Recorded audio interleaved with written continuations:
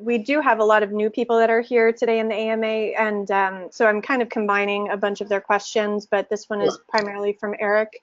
And Eric said, I had just joined Stage 32 this last week, and I'm loving it. And this is where I'm combining. Can you give maybe 3 pieces of advice on making the most out of Stage 32? Make sure your bio is filled out. Make sure it's up to date. Make sure it's exactly what you want people to see, how you want people. Write it in a tone that is your tone. If you're a fun person, let it be a little fun.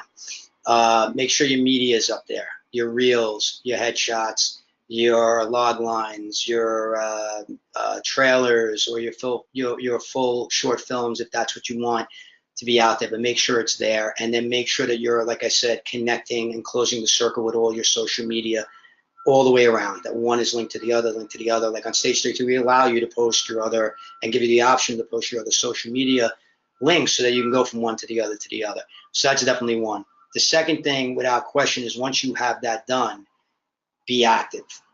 Try to be active. Like I said, even if you're an introvert, challenge yourself to either join threads in the lounge, or if you're reading a really cool article, if you're reading the trades and you come across something cool, that you post it and you say, hey, what do you think of this? Like, and here's what I think of it. And it's nothing. It's like you're having a conversation over a cup of coffee and you're just throwing it out there. So that's definitely the second thing.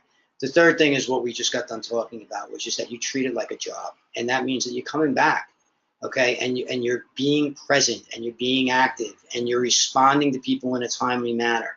I have somebody, I can tell you a recent story where I think this was told to me. I'm almost positive as I can, but it might have been Holly Shorts. They all blend together. But somebody came up to me after one of the panels and said, I have to tell you a story, and I'm embarrassed to tell it, but, I'm an actor, and, I got offered, somebody saw my reel and sent me a DM, and I didn't respond to it right away. I didn't know if they were serious and da-da-da-da-da and all this stuff.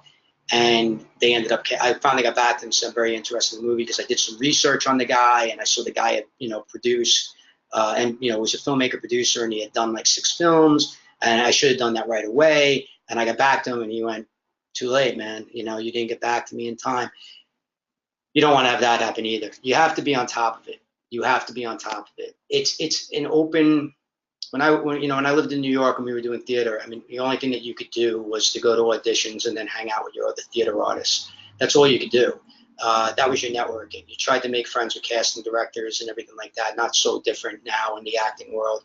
But the difference now is that, going to the coffee shops and going to the bars and going to the dinners and all that stuff, really, that's all online now, 24/7, 365. So it's a kill or be killed kind of situation because there's so many people fighting for the same thing. So outwork them.